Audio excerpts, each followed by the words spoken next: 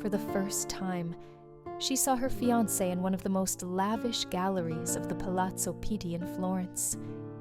The sunlight, streaming through the high windows, fell upon his stately figure, and it seemed to her as if the heavenly light itself had chosen him to illuminate her life, the life of Eleonora Sophia.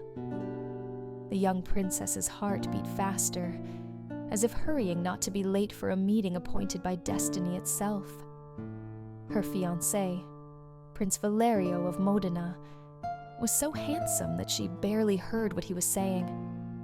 She only admired, thrilled and trembling, the graceful nobleman whom her mother, Duchess Beatrice, had chosen for her as a husband. Eleonora Sophia eagerly captured every movement, every noble feature of the young prince, preserving in her memory the outline of his impeccable profile, the gentle curve of his lips, and the sparkle of his lively, intelligent eyes.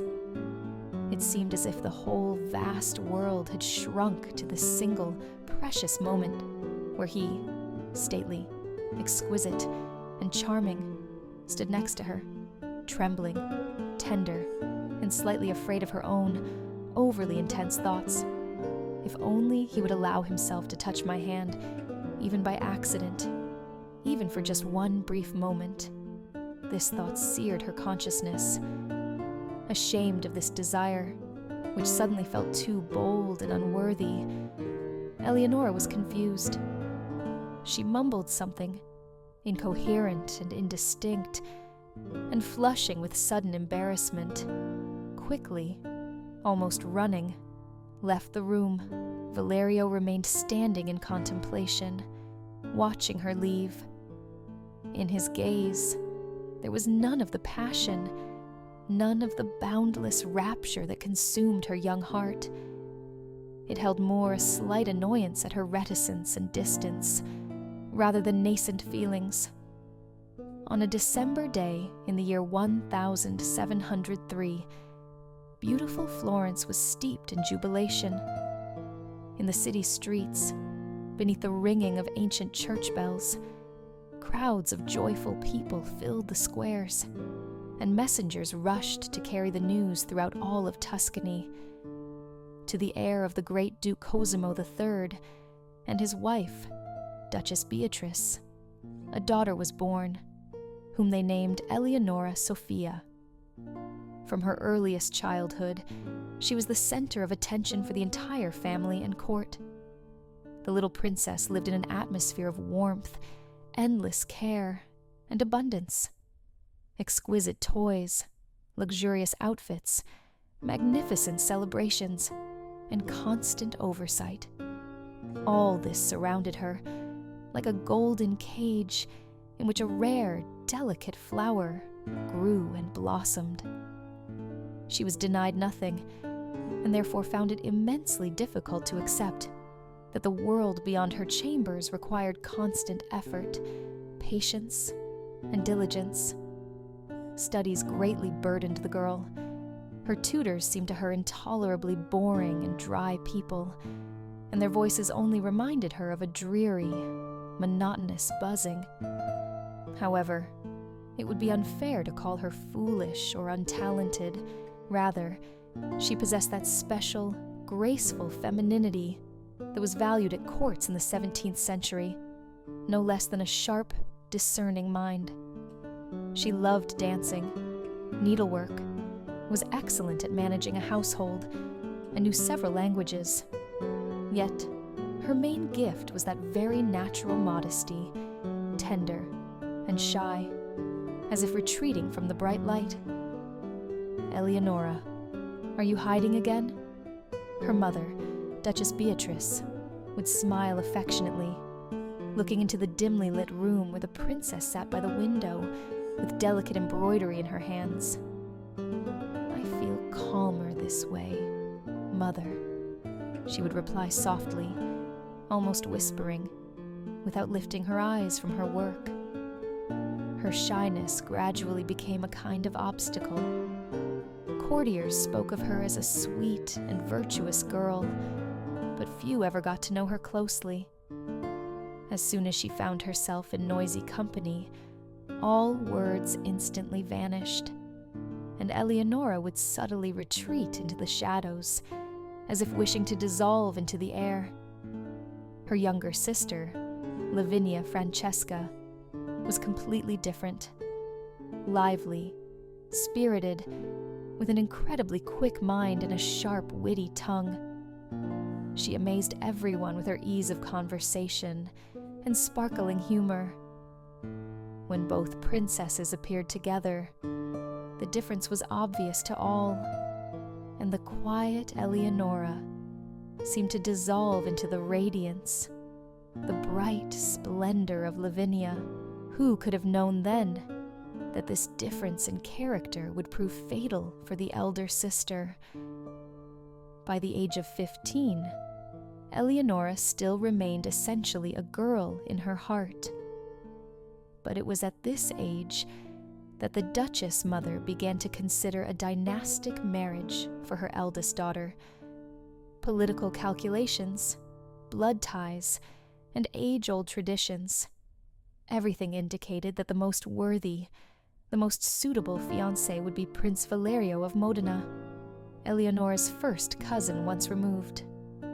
Their first meeting, which she could not forget, became an event for Eleonora that was forever etched in her heart. The prince appeared in their palazzo as if he had stepped out of a magnificent portrait painted by a genius master. He was tall, elegant, with an open, charming smile, and a rare ability to choose words so carefully that even the eldest and most critically minded family members listened to him with frank pleasure. "Your Highness," he said with a light, gallant bow, addressing Eleonora, and she blushed to the tips of her ears. "He is perfect.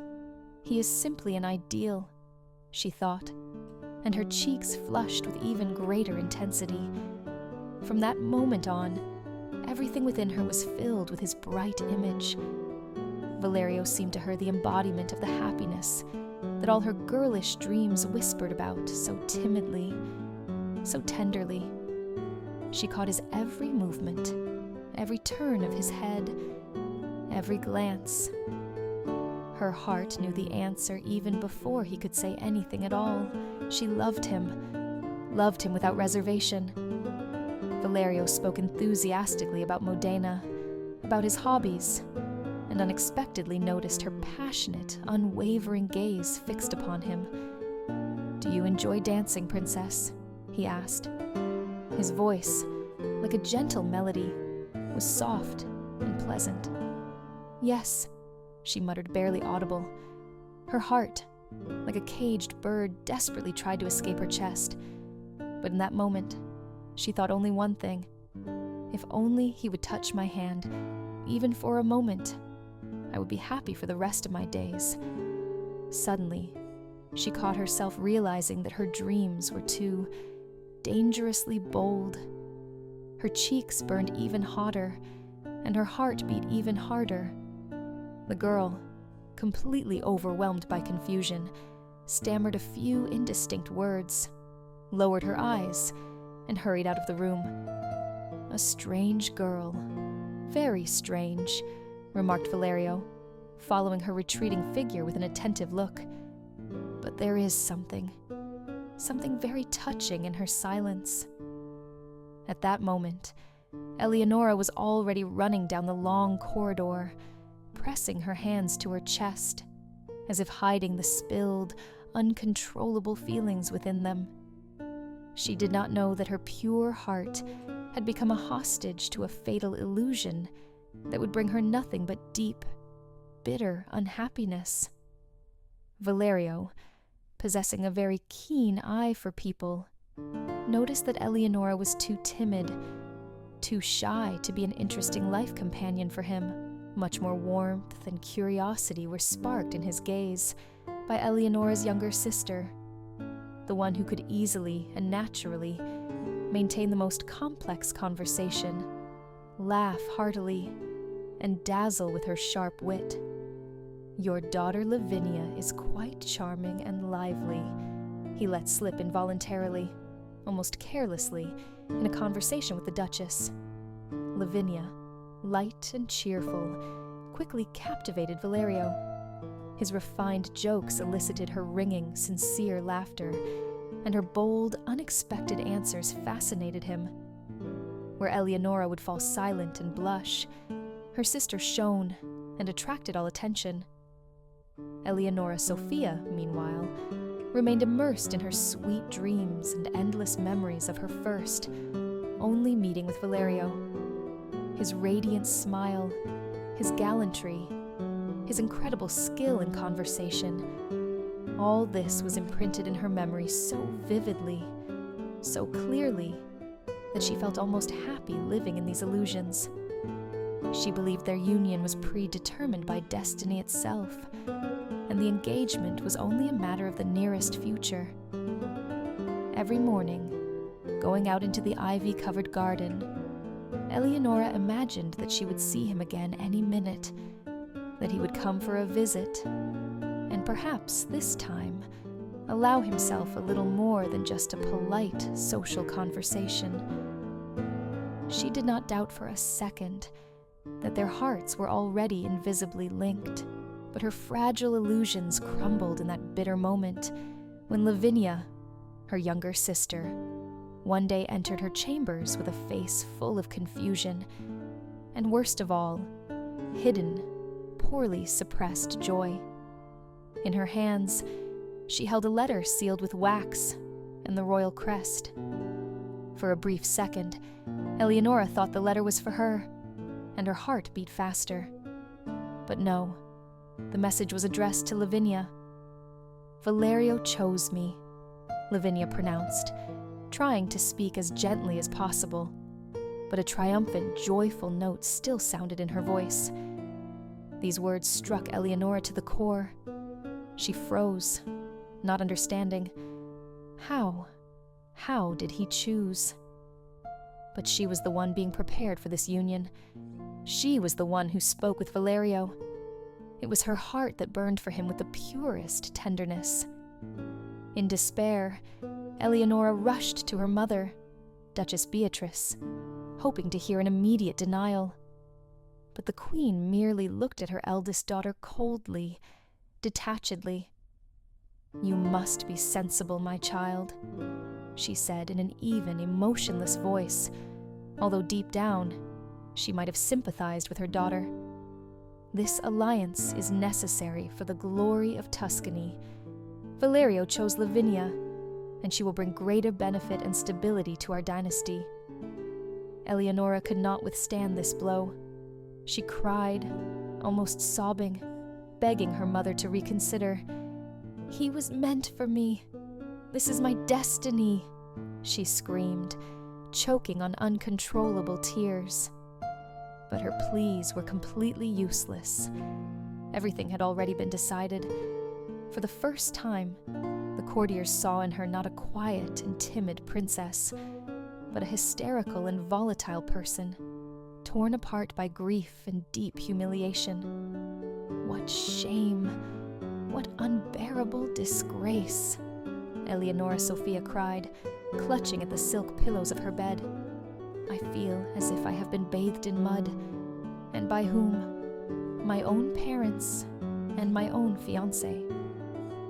Tears burned her face. She had not only lost the one she loved with all her young heart, but she also had to endure unbearable humiliation. Her younger sister was marrying before her. For a girl of that time, a princess of a royal house, this was an insult to her dignity, heavy, almost intolerable. The evenings when she had sweetly dreamed of the future now turned into nothing but silence and complete despair. She felt unwanted, pushed aside, deprived of the most important thing, the right to choose. Every piece of news about the upcoming wedding of Lavinia and Valerio shattered her heart into tiny pieces. Especially agonizing was the fact that her sister did not conceal her triumph at all. Lavinia would come into her elder sister's chambers, and as if completely by accident, talk about the upcoming marriage, the luxurious outfits, the expensive gifts, and how the envoys of Modena treated her. Eleonora listened to this and felt her soul tearing apart. She saw that a chasm had now grown between them, and although they had once been very close, Eleonora could now only look at Lavinia as a rival who had taken everything from her: love, future, and hope. Her parents, Duke Cosimo III and Duchess Beatrice, perfectly understood how much their eldest daughter was suffering, and they hastened to find her a new fiancé to put an end to this humiliating situation as quickly as possible. They decided that absolutely any suitor of equal birth would suffice. "Child, you need a worthy husband," her father, Duke Cosimo III, said. His voice was resolute, but his eyes betrayed fatigue and an unwillingness to discuss this painful issue again. "You must understand. These are the interests of our family and our lineage. This is what your duty commands." "Duty," Eleonora choked out. "But what about my heart, father? What about my feelings? Do they mean nothing? Are they not important?" Her mother, Duchess Beatrice, gently placed her palm on her daughter's shoulder. A shadow of compassion flickered in her eyes, but royal resolve did not disappear. "Eleonora, we cannot allow your life to be spent waiting or in empty dreams. You need a husband, and immediately." "Who is he?" Eleonora asked, feeling a treacherous, icy chill run through her body. The answer sounded like a blow, like the most cruel mockery of fate. "Your uncle, Marquis Lorenzo Pasquale." At first, she laughed, hysterically, nervously, as if her mind refused to accept what she had heard, but the laughter quickly stopped. Unadulterated, pure horror appeared on her face. This is a joke," she whispered. "Tell me it is just a ridiculous joke."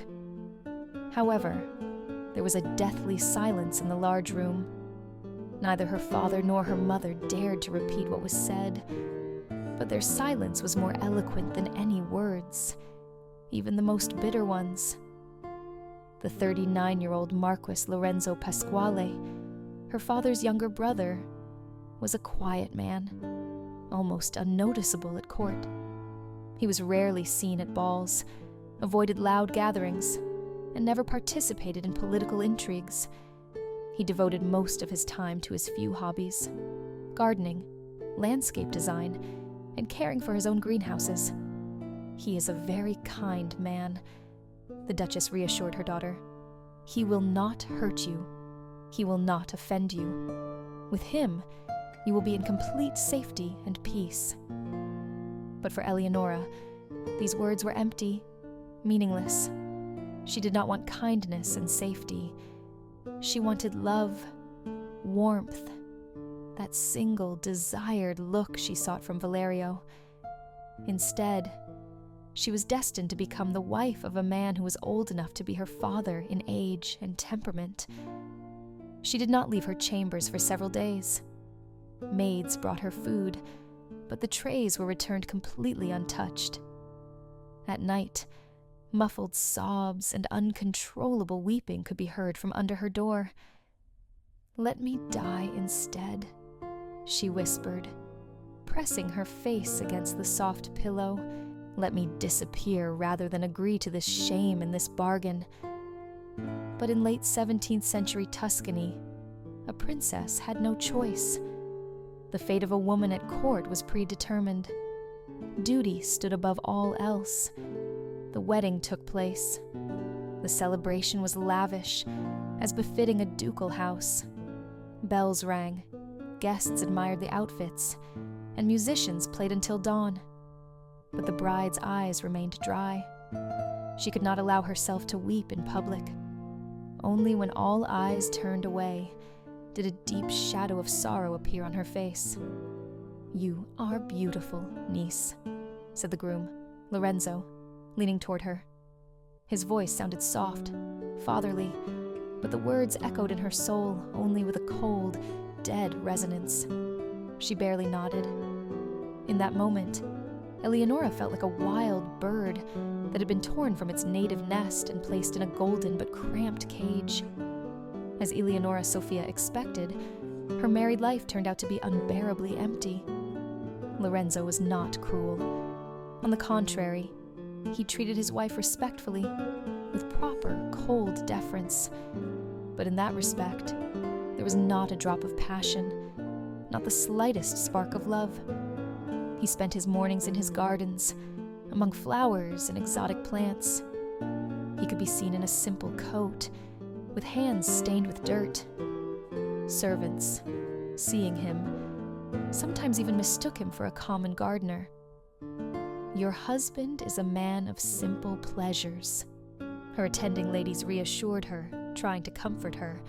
For Eleonora, however, this was just further confirmation of her disastrous, humiliating position.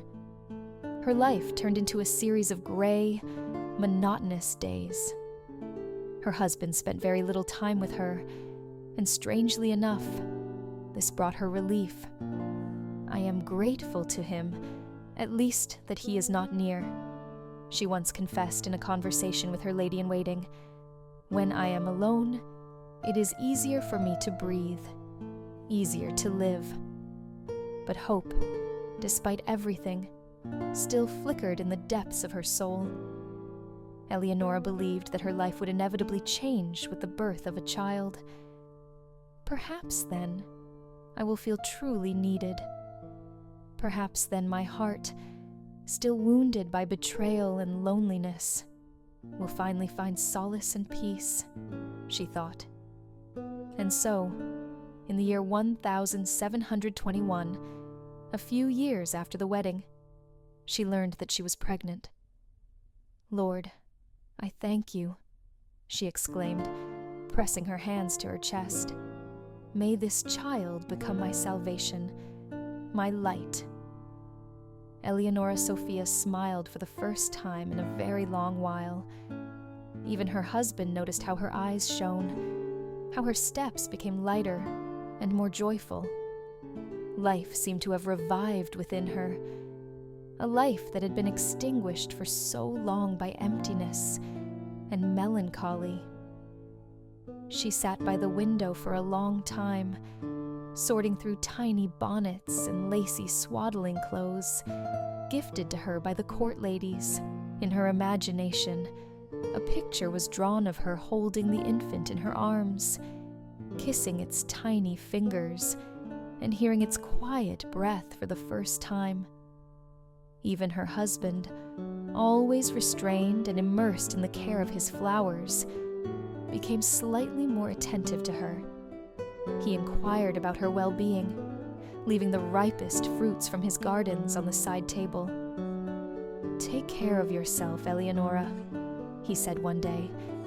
"You are now responsible, not only for yourself, but also for the one who will come into this world." These words had nothing to do with the love she dreamed of, but they undoubtedly contained sincere care, and for the princess, this held enormous, incredible significance. Towards the end of summer, her health suddenly began to worsen. The young woman's body, not yet strong after many years of longing and nervous shock, bore the pregnancy very heavily.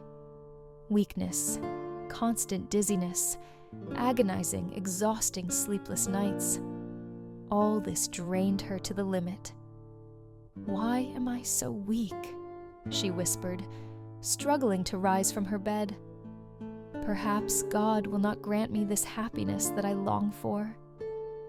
The attending servants tried to calm her, but the anxiety in Eleonora's own eyes did not disappear. Court doctors, invited for examination, gave contradictory diagnoses. Some assured her that the complications were minor, while others, on the contrary, advised her to prepare for the most difficult, grueling delivery.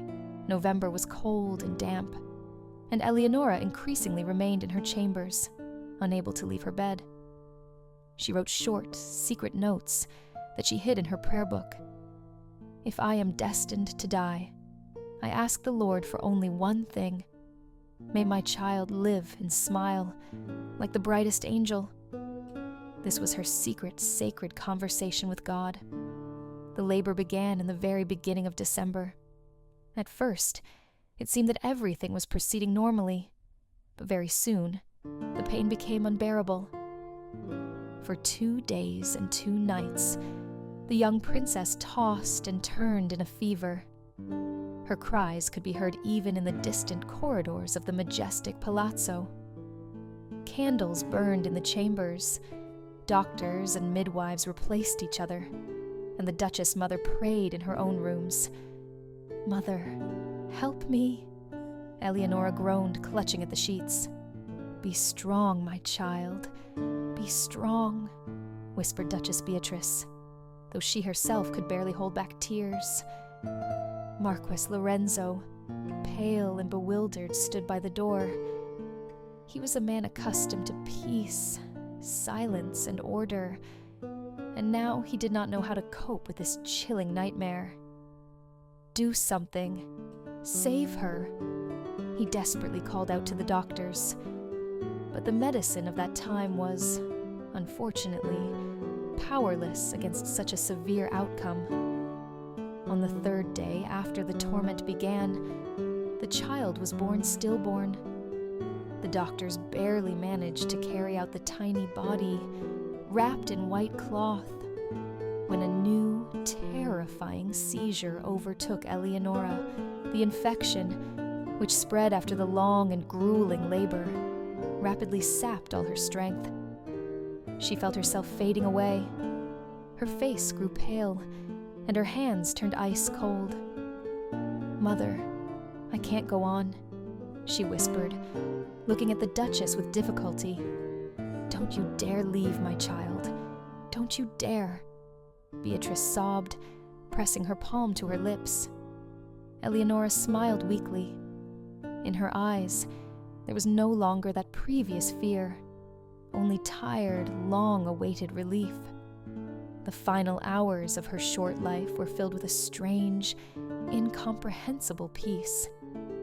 It seemed that death itself had shown mercy, allowing her to depart with a quiet smile on her lips, without a fight. On the evening of the 20th of December, in the year 1722, at the age of just 19 years, Princess Eleonora Sophia of Tuscany passed away.